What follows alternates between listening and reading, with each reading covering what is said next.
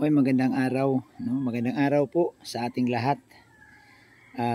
Kumusta, no? Kumusta kayong mga nagmamahal at sumusuporta sa ating reaction video?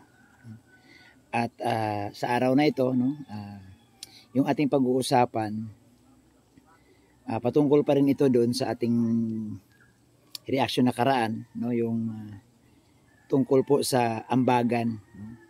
So, marami pong nag-message sa akin kagabi nang galing kami sa Lamay, no? Kasi hindi natin napanood yung live ng masisipag nating mga kaibigan. Nag-message lang sa atin yung ating mga supporter na isa nga tayo sa mga pinag-usapan at nagiging topic, no, sa kanilang live. Nung tiningnan ko ang nakalagay doon yung umalma, no? Umalma daw ako sa 30%, no? Hindi tayo umaalma. Basta po yung panukala na yan i-aprobado. Hindi tayo umaalma.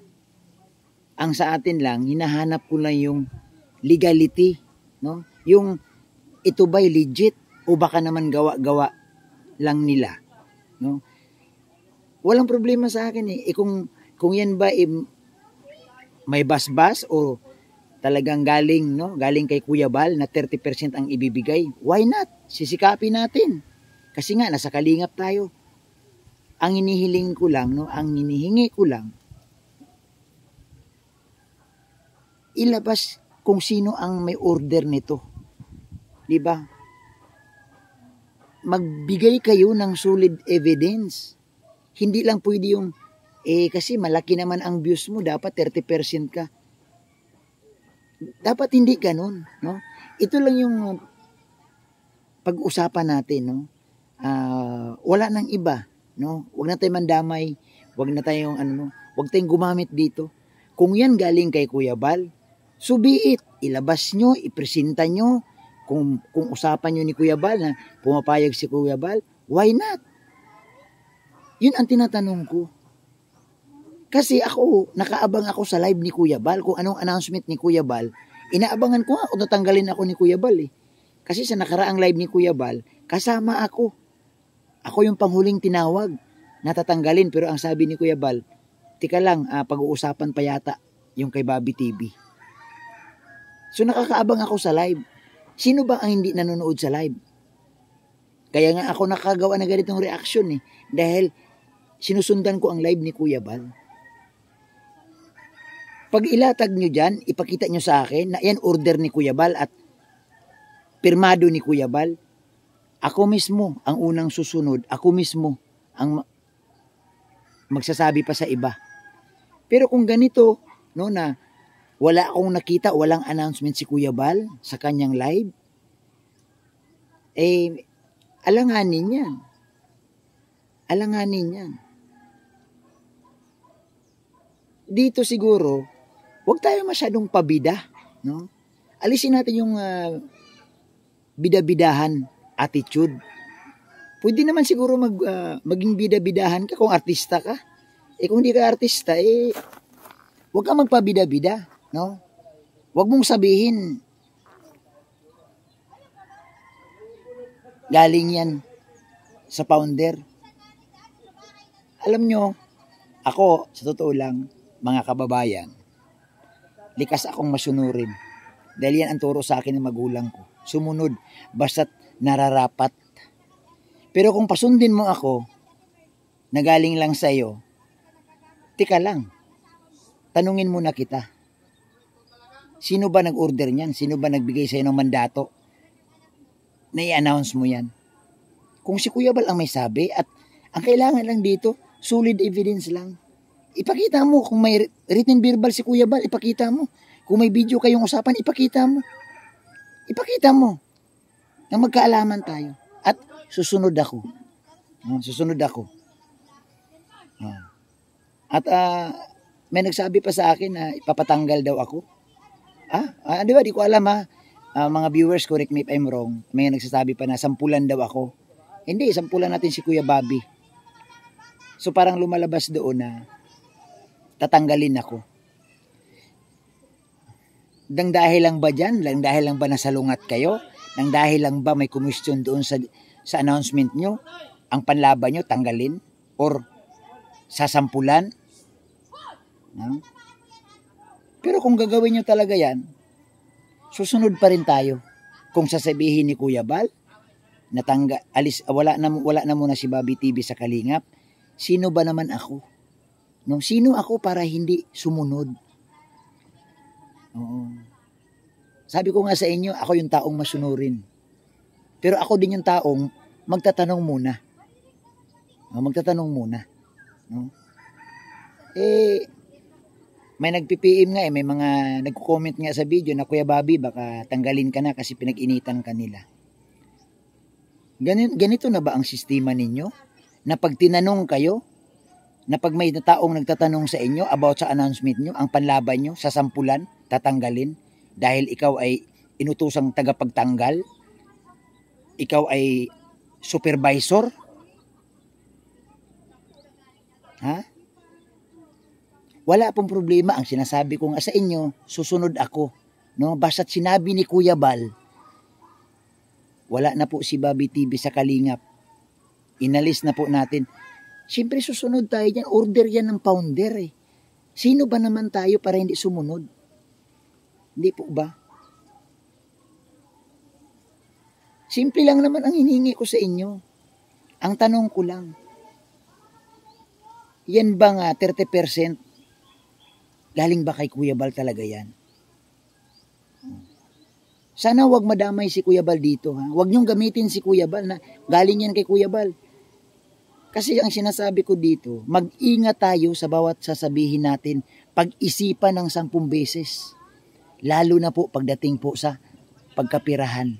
No? Pagdating sa ambagan. Kasi ang sinasabi ni Kuya Bal na pinanghahawakan ko, kung gusto mong magbigay, bahala ka kahit 500 pesos. Doon nga sa 500 pesos, dinidiin pa na napakakunat ko daw, napakakuripot ko daw. Sample ko lang yun eh. Ang sabi ko nga, kung kumita ako ng 100,000, magbigay akong malaki. Hindi man natin kumita. Ang pinakamataas kong kita, 11,000. 15,000. Tapos gusto nyo pilitin. Ano ba talaga ang habol ninyo? Dahil ba galing ako sa charity at nag-reactor, ayaw ninyo? Kasi parang ganun no? Ito feeling ko lang, para sa akin lang to opinion ko na parang hihilain nyo ako pababa para hindi matuloy ang pagiging reactionist ko. Pero bago ko naman to ginawa, may approval to ni Kuya Bal. At even si Kuya Bal, sa kanyang live, sinabi niya ito. Kung nanonood kayo. No, kung nanonood kayo. Hayaan nyo, sa susunod, ipapakita ko sa inyo yung sabi ni Kuya Bal. Para, ako kasi gusto ko dito, lagi akong connected itong sasabihin ko sa mga announcement ni Kuya Bal. Yung sinasabi ko about sa pagre-reaction sa iba't ibang, sa lahat, sa pangkabuuan, may basihan ako, sinabi ni Kuya Bal, kung Kalingap reactor ka, dapat strike anywhere ka. Ako sa grupo ako ni Sangkay, Kalingap Watchers kami. O ano ba ibig sabihin ng Kalingap Watchers? Babantayan ko rin kayo. Diba? O magbabantayan tayo. Wala ako sa Karipa. No? Nakay Sangkay ako. So Kalingap kami. Bakit? Ang Kalingap Watchers ba hindi yan reactor ng Kalingap? Ang pagkakaalam ko, ayon sa pagkaintindi ko. At ang sinasabi ni Kuya Bal, pagdating sa ambagan, walang pilitan yan. Hindi pinipilit ni Kuya Bal na ganito dapat ang ibigay mo.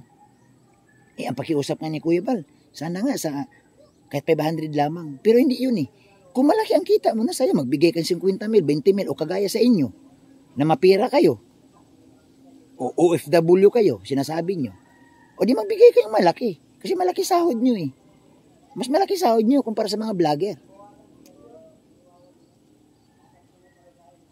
Di po ba? Dito po, ang pinag-uusapan natin dito, issue Huwag po natin idamay ang personalidad. Huwag natin idamay kung anong itsura ng tao. No? Huwag natin idamay dito. Ang pinag-usapan dito, stick tayo sa topic. Ano ba ang kinu-question ko dito. Yung 30%, sino ba ang may panukala? Ngayon, kung may isagot nyo sa akin na galing kay Kuya Bal, ako mismo, susunod. Pero hanggat wala kayong ipinakitang ebidensya, hanggat wala kayong inilatag dyan, at ang kuro-kuro ang ipinaglalaban ninyo, ako po humingi ng paumanin sa inyo. Mga ludi, mga idol, iginagalang ko kayo. Pasensyahan tayo kung yan ang kurong-kuro galing lang sa inyo at gusto nyo magiging, ipatupad nyo yan, hindi ako. Hindi muna ako susunod. Kasi galing sa inyo yan eh. Galing sa inyo, hindi muna ako susunod. Pero pag yan, inapprove ni Kuya Bal at inilatag mo dyan, no, ipinakita mo dyan at bakit hindi? Magiliw tayong susunod sa utos ni Kuya Bal. Huwag po tayong pabida. No? Alisin natin yung ugaling pabida-bida. Alisin natin yun. Huwag yung yung bang, alam nyo ito ha, ito payong kaibigan, huwag nyo masamain ang sinasabi ko. Payong kaibigan ito. Total, binigyan naman kayo ni Kuya Bal ng mandato na kayo ang taga-pamalita, kayo ang pagbigay ng mga announcement. No? I-promote nyo muna yung malilit na YouTuber. Yung mga kasama ni Kuya Bal. Doon nyo muna gamitin yung iyong mandato upang makilala sila. Kasi maraming nanonood sa inyo eh. Marami pong nagsusubaybay sa inyo. Gamitin nyo muna sa pag-promote. Huwag nyo gamitin sa walang saysay. Huwag nyo gamitin dito sa mga 30%. Hayaan nyo. Alam nyo po, ang tao, kusang magbibigay yan. Kusang magbibigay yan. No? Kusang magbibigay. Huwag nyo pong bibigyan ng kuta. Kasi baka mangayaw yan. Huwag. Huwag nating madaliin. Huwag nyo madaliin. Huwag nyo madaliin.